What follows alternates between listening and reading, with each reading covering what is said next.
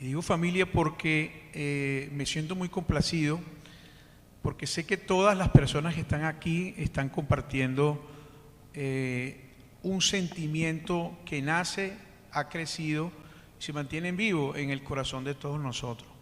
Es el de luchar de diferentes fronteras, con diferentes barreras, contra diferentes obstáculos, desde nuestras nacionalidades, de nuestros orígenes, para hacer que el mundo sea un sitio más seguro, un sitio mejor. Voy a soltar aquí un poquito porque voy a tener que moverme porque no hay un apuntador, tengo gráficos. Entonces, bueno, yo soy el presidente de la Sociedad Venezolana de Neurocirugía en Venezuela. Tenemos trabajo en Latinoamérica como cirujano de columna y veo también la otra cara del problema, que es la producción de bienes y servicios, porque soy secretario de la Cámara de Comercio de Valencia y también pues tenemos un récord Guinness en un evento que hicimos a beneficio de una población vulnerable, que son los niños con neurodiversidad, la neurodiversidad más conocida, que es el autismo. Bueno, tenemos que saber que el problema comienza desde que el planeta es un mundo totalmente desigual. Hay una inequidad tremenda y esa inequidad tenemos que ponerle nombre y apellido, y hay una gran brecha entre la riqueza, y no tengo absolutamente nada en contra de la riqueza, pero sí en contra de la otra cara, que es la pobreza. El mundo se ha dividido entre ricos y pobres con un gap, con una brecha extremadamente amplia. Y hay muchas vertientes de por qué hay este desequilibrio y hay factores.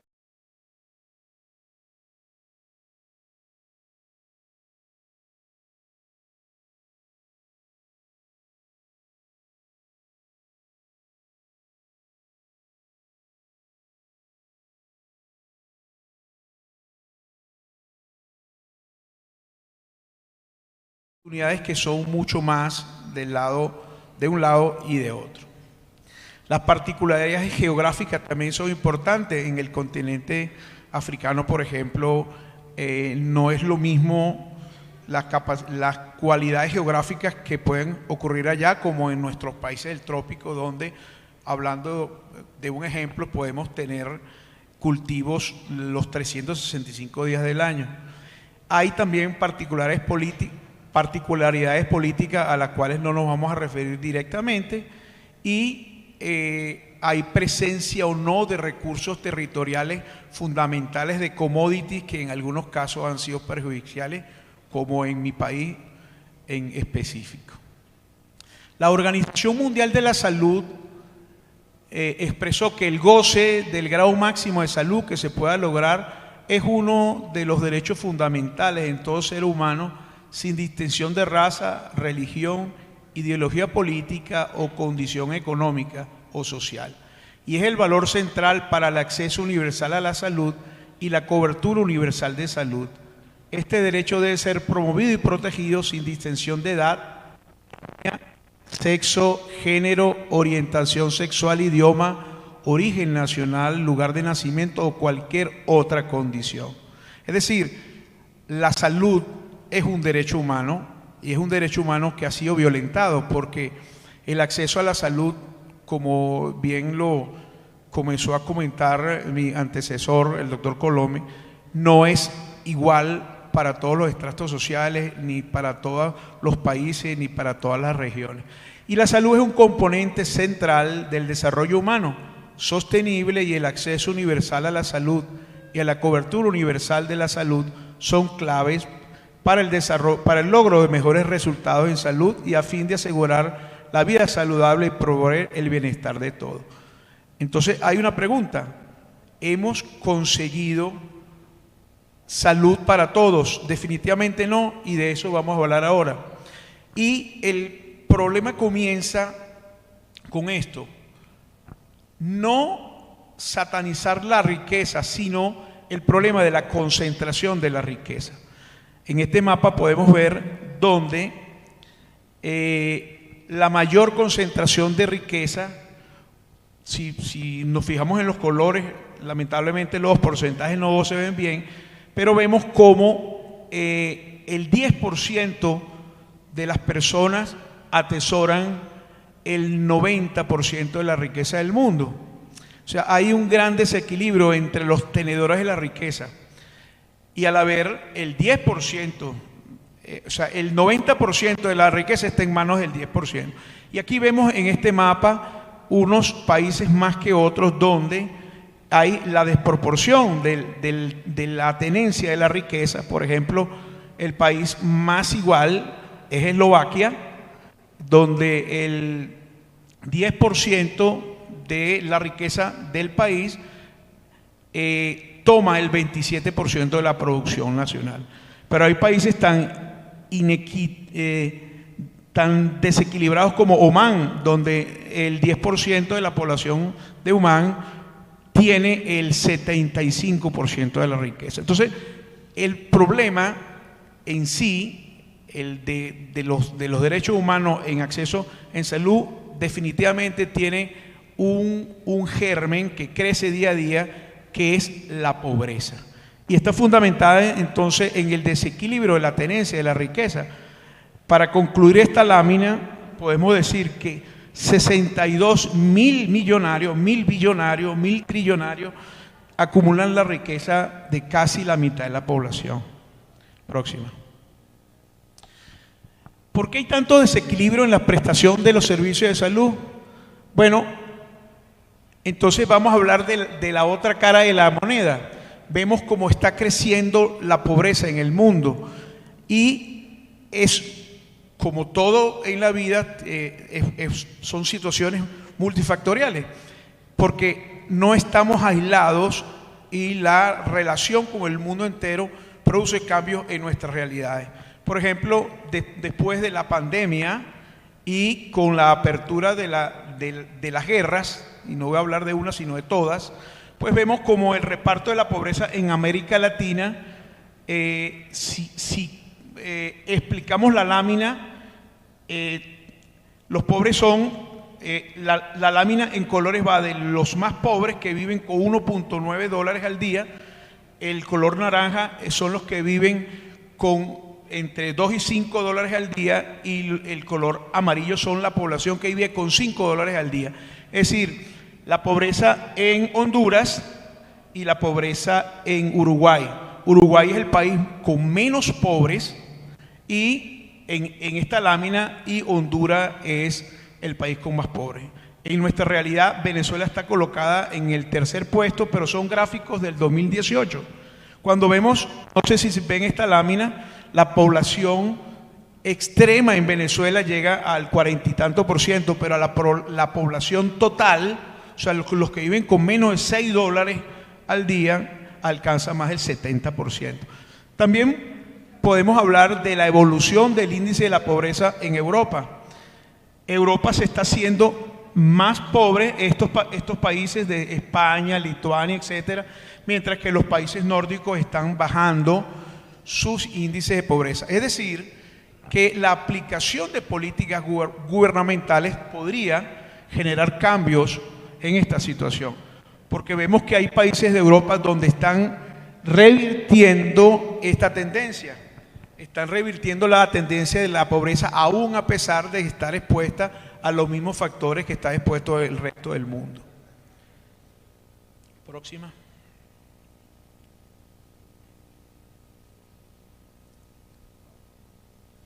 ¿Qué se ha hecho para mejorar entonces la situación sanitaria en el país, sobre todo en las regiones pobres? Próxima. Bueno, habíamos pensado como índices de mejoras de vida desde hace mucho tiempo que la disposición discreta era un gran logro de la humanidad. O sea, no defecar al aire público cambiaría la vida del mundo, porque en algún momento de la historia de la humanidad las enfermedades infectocontagiosas mataron mucha gente. Entonces pensamos que era un logro tener un retrete, pero tener un retrete como lo hace la mayoría de los países, más del 90% de los países tienen disposición discreta. No ha cambiado la realidad del desequilibrio de la salud. Se siguen muriendo más los pobres que los ricos. Entonces, ese indicador, gracias a Dios, gracias al avance, ha logrado cambios significativos en algunas enfermedades, cólera, por ejemplo, pero no fue sustancialmente importante para que estas mejoras llegaran a cambiar el destino de los más pobres. Próximo. También esto, pensamos que el acceso al agua potable haría también la transformación. Probablemente sería peor el mundo sin el acceso al agua potable. Pero pensamos que como indicador de salud y como mejora de la calidad de vida de todo el planeta, tener acceso al agua potable cambiaría el curso del acontecimiento. Pero tampoco. Vemos todo lo azul son, este gráfico del 2015 habla de 181 países de los 192 que hay en el mundo. Esos países en azul tienen su población, el 75% de su población tiene acceso al agua potable. Pero esto tampoco cambió el gran desequilibrio que hay cuando veamos cuántas personas están muriendo de hambre y están desasistidos de la parte sanitaria, del acceso humano, responsable, basado en los decretos de derechos humanos relacionados con el acceso a salud. Esto tampoco hizo ningún cambio significativo. Próximo. Entonces, tenemos que hacernos preguntas incómodas. Entonces, ¿qué fue lo que pasó? Se debe a los factores geográficos, ambientales, el aislamiento, a la falta de recursos naturales, porque Venezuela tiene las mayores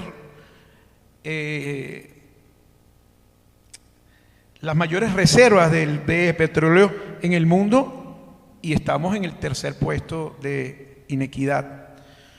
Y tenemos recursos como oro, diamante, etc. Entonces, hay algo más que eso. Y se debe entonces a las malas políticas públicas, corrupción de los dineros públicos, a la desinversión en salud. O sea, no estamos haciendo la cantidad de inversión en salud, y en aquellos países donde se hace hay una malversación de estos recursos, se van hacia otros lados. Hay subsidios insostenibles. O sea, no es suficiente el apoyo de los entes gubernamentales o de los entes no gubernamentales para sostener una vida medianamente decente en cuanto al acceso de salud. El acúmulo de la pobreza que está relacionado, vimos cómo la pobreza el día de hoy está creciendo en el mundo.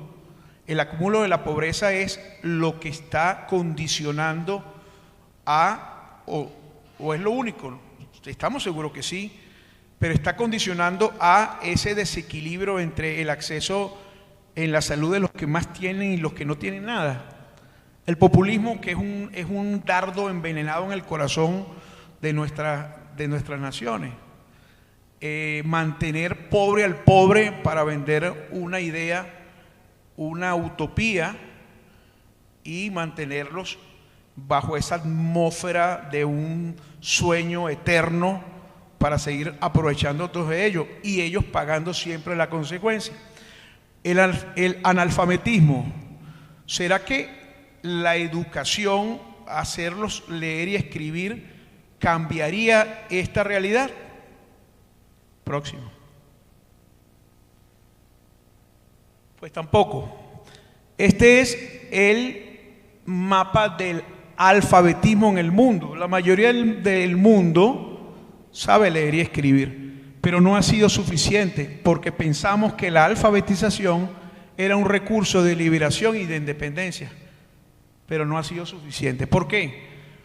Porque la alfabetización y no la educación de calidad no produce empoderamiento en el ciudadano que sepa quién es, qué merece, que tiene derechos pero también tiene deberes, Ese es el venezolano, el ser humano de calidad que necesitamos para que exija sus derechos y que no sea el pasto fácil en tiempos electorales para que vaya a apoyar a los que lo están llevando hacia este desequilibrio. Próxima. Inversión en salud. Llegamos a un punto sumamente importante. Vemos cómo los gastos en salud alrededor del mundo. Estados Unidos, gastos per cápita, tiene más de $10,000 al año y tenemos ingresos o inversiones tan bajas como la India, que tiene $200 por ciudadano. La brecha que hay entre Estados Unidos y el primer país de Europa, que es Alemania, es evidente, más del doble, pero también es lógico pensar que eso está dado por sistemas altamente capitalistas y donde la sanidad privada es especulativa, hiperinflatoria, etcétera. Pero si nosotros vemos desde Alemania hacia abajo, hay una gran diferencia entre la inversión que el Estado está haciendo per cápita para la salud. Pero esto es prácticamente casi todos los 10 primeros puestos son países que tienen el epíteto de países desarrollados. Los países subdesarrollados, en vía de desarrollo o pobres, tendríamos que escribirlos en el sótano, porque sería una lista muy larga. Próxima. Gasto público en salud. Esto también es una gran desproporción y esto es un punto sumamente importante en la génesis del desequilibrio. Vemos cómo el porcentaje del gasto público del porcentaje del Producto Interno Bruto que se invierte en salud es también desequilibrado en América Latina. Vemos como Canadá y Estados Unidos son los que más invierten, cerca de un 8%, y países con una inversión tan pobre como la de Venezuela, que no llega el 0.19%. Ahora, hay una gran diversidad. El estándar promedio para pensar que la inversión es estimada como buena está cercano al 7 u 8% del ingreso per cápita en salud. Lo que viene de ahí hacia abajo, pues indiscutiblemente nunca va a alcanzar. Pero si además tenemos el fantasma de la corrupción, esa cantidad pues tampoco va a llegar al objetivo final, que va a ser asistir a la población más vulnerable, que en mi país es cercana al 75%. Próximo.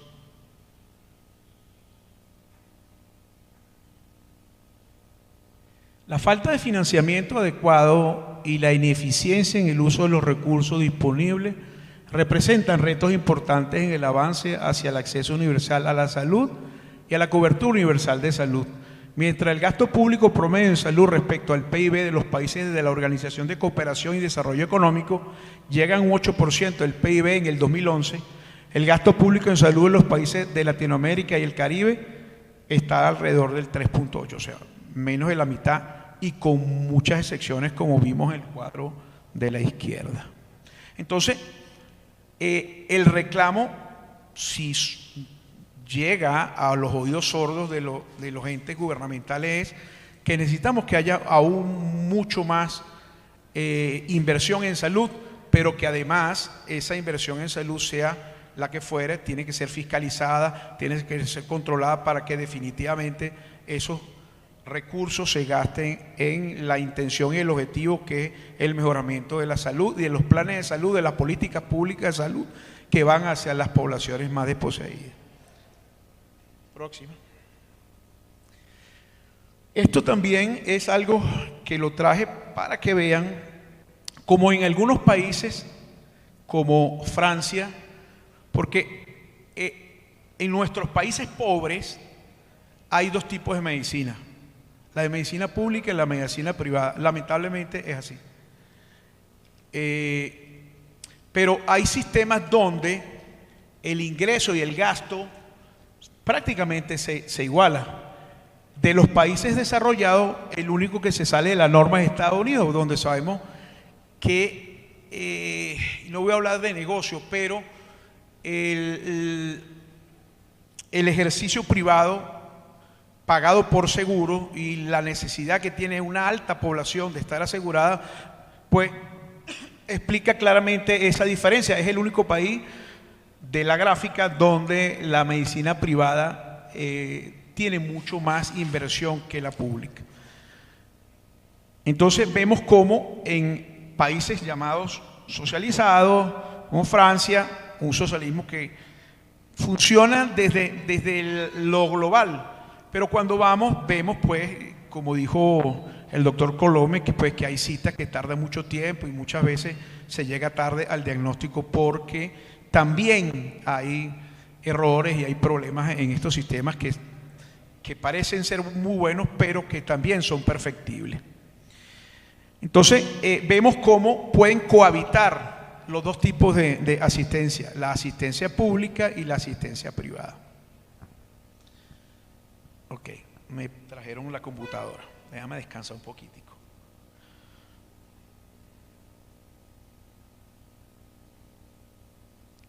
Listo. Ajá. Esa es que la veo mejor aquí, gracias. Próxima.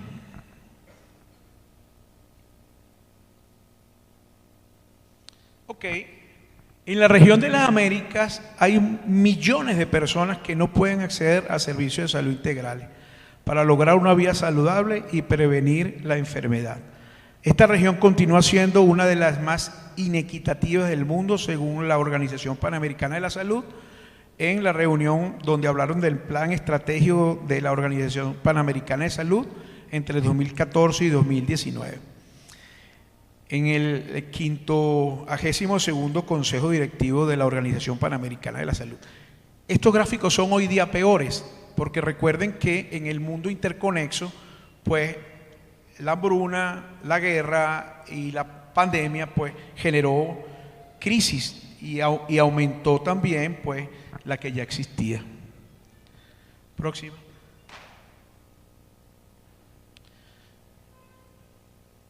Entonces, ¿qué podemos hacer en un mundo multipolar? Cerca de 1.200 millones de personas en 111 países en desarrollo viven en situación de pobreza, más o menos concentrados en ese gráfico. Y esta es la proyección de la pobreza que hace la CEPAL para el 2022. Dígale que hable para probar. Habla para escucharte. 3.3% y va aumentando el 30%, y el escenario para el 2022 el 39%.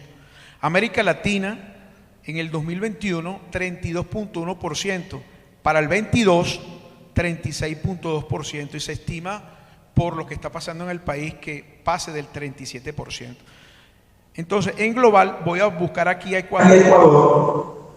Me escucho perfectamente. 29.7% en el 29.4% para el audio de Inge, que está escuchando. 30.3%. Que le mutee lo que está escuchando. Haciendo lo que se Hables tú, pero le mutees el audio de. O sea, tú hablas, pero el audio tuyo que le mutees, dice. Una misión global. El audio y que él hable. Ah, ya, que yo le muteo y tú hablas. Hola, hola, ¿qué tal? Buenas tardes, saludos. 1, 2, 3, probando. Excelente.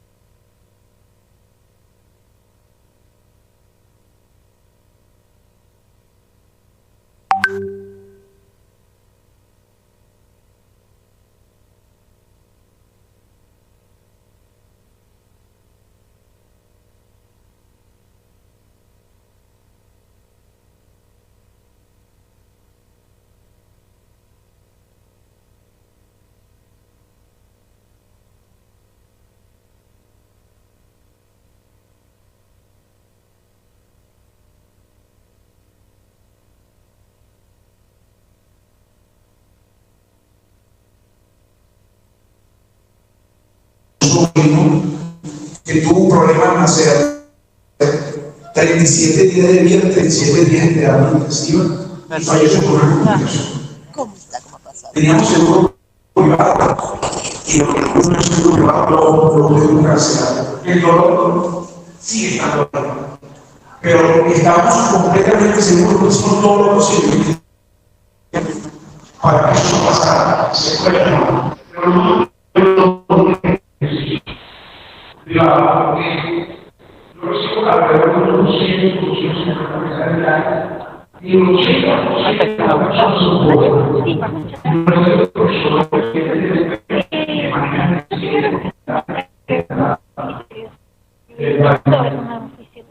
Y el 80% de toda la población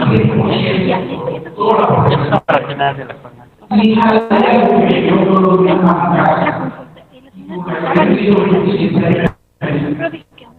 el dolor de saber y algunos que no. porque esta persona pero no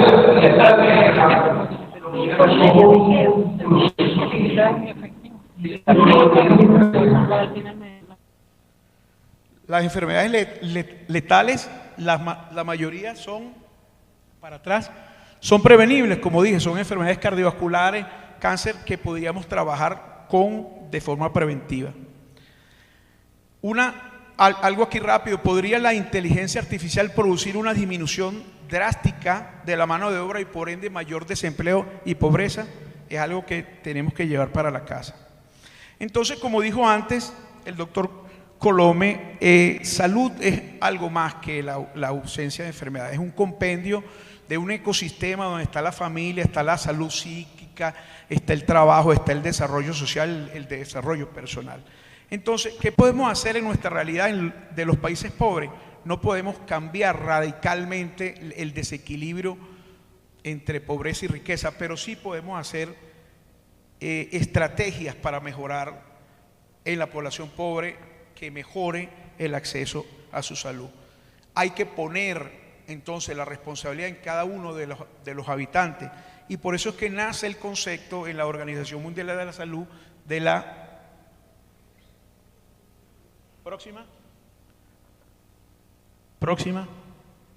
de la salud comunitaria. Atrás una, esa. La salud comunitaria es el término que se refiere a la atención médica que se brinda en las comunidades que necesitan servicio médico, según la Organización Mundial de la Salud. La salud comunitaria es la atención que ofrecen un conjunto de personas o algunos organismos del Estado a aquellas comunidades que requieren servicio médico. La salud comunitaria surge en un análisis profundo de la vida cotidiana en una comunidad que tiene como objetivo crear comunidades saludables, reducir la mortalidad de niños menores de edad y prevenir enfermedades de transmisión sexual. Próxima. No, está ahora. Entonces, para saber qué hacer en esta estrategia directa, tenemos que hacer una descripción del problema. Comunidades pobres, alejadas o con poca inversión del gasto público, con aislamiento geográfico, sometimiento por factores de poder irregular, muchos de ellas bajo el liderazgo de comandos guerrilleros, etcétera, participación del Estado relacionada con laxos políticos, esa situación epileptógena, arritmógena de que el gobierno actúa solamente cuando tiene una necesidad política de reactivar su masa votante. O sea, los programas de salud no son uniformes, sino que son como una epilepsia, y la visión en medicina curativa debe ser cambiada para la medicina preventiva, que es más económica. Entonces, ¿cuáles son las estrategias que proponemos? Bueno, indiscutiblemente tenemos que tener una data de toda la población, identificación de los recursos que tenemos en la población. Tenemos que hacer un empoderamiento social, o sea, darle el poder al ciudadano, que el ciudadano entienda que es dueño de su destino, de un destino que está manejado por cosas que no podemos cambiar, pero que lo que sí podemos cambiar es que cada quien se sienta responsable, se sienta comprometido y con el ejercicio de su derecho y deber. Empoderamiento social, o cuando leer y escribir no es suficiente. La educación profunda, la educación técnica, el estímulo para el desarrollo. El inventario de enfermedades enfermos. En la población, ¿quiénes existen? ¿Quiénes están enfermos? ¿Quiénes tienen enfermedades crónicas? ¿Quiénes tienen enfermedades agudas? ¿Cómo nos llamamos? Inventario de plantas físicas y elección de líderes. ¿Qué tenemos? El dispensario, tenemos la choza, tenemos la iglesia. O sea, ¿dónde podemos hacer trabajo social para mejorar los estándares de salud? Elección de líderes, el chamán, el cura, el policía, el maestro, el dirigente estudiantil. Potenciales líderes sociales y escuelas de liderazgo. Si no creamos transformación del pensamiento, generando líderes nuevos, pues los que están sobre nosotros, que ya han demostrado su fracaso, seguirán dominando la escena. Empoderamiento del liderazgo comunal no relacionado con políticos de oficio, porque el político de oficio se mimetiza dentro de la necesidad de la población para sacar provecho cada 4, cada 5 años. Entonces, hacer líderes comunales, líderes sociales que tengan una responsabilidad y un eslabón de mando y de contraloría para que esto funcione. Tiene que tener pertenencia social, derechos y deberes de cada participante y su trascendencia en la comunidad. Que la persona señale al responsable de los errores que está realizando en el fracaso de los proyectos de salud comunitaria que estamos estableciendo. Fortalecer la gobernanza, que alguien que sea la cabeza del equipo y que genere resultados o ofrezca cuentas cuando los procesos sean buenos o malos. Próximo.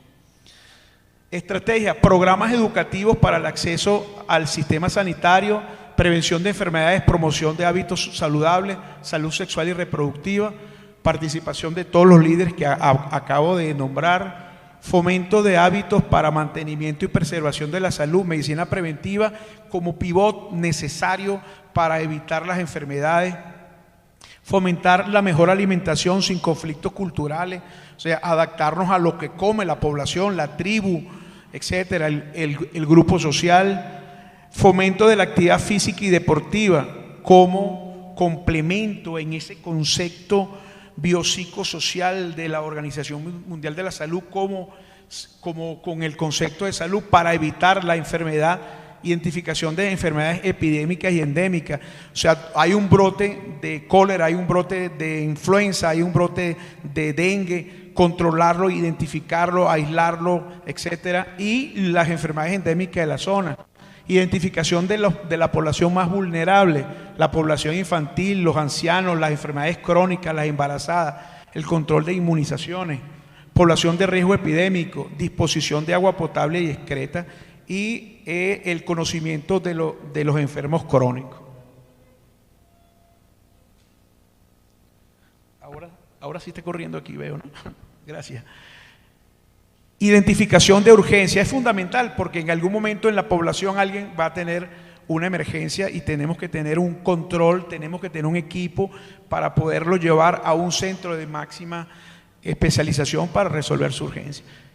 Entrenamiento de personas en primer auxilio, personal el maestro o el de defensa civil o el chamán, alguien que sepa de primer auxilio y de reanimación en trauma en reanimación cardiopulmonar, toma de acceso venoso, prevención y mantenimiento de la vía aérea mientras se hace el traslado. No esperar que vengan desde el sitio en el helicóptero o en la lancha para que tener un acceso de vía aérea permeable porque ya va a estar muerto.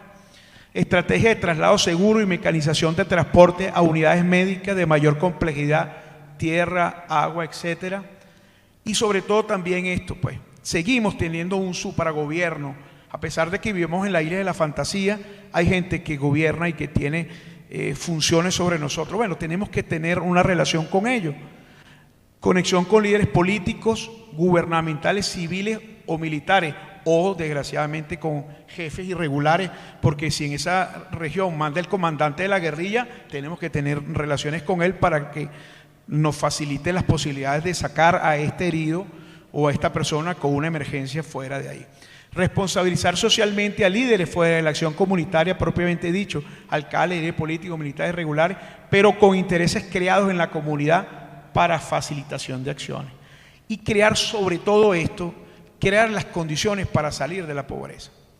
Porque el único, además, la herramienta para salir de la pobreza es la educación y crear condiciones propicias para el desarrollo cultural, educativo, técnico y sobre todo económico. Nada podrá ser sustentable sin eso. No me des dinero, ayúdame a producirlo.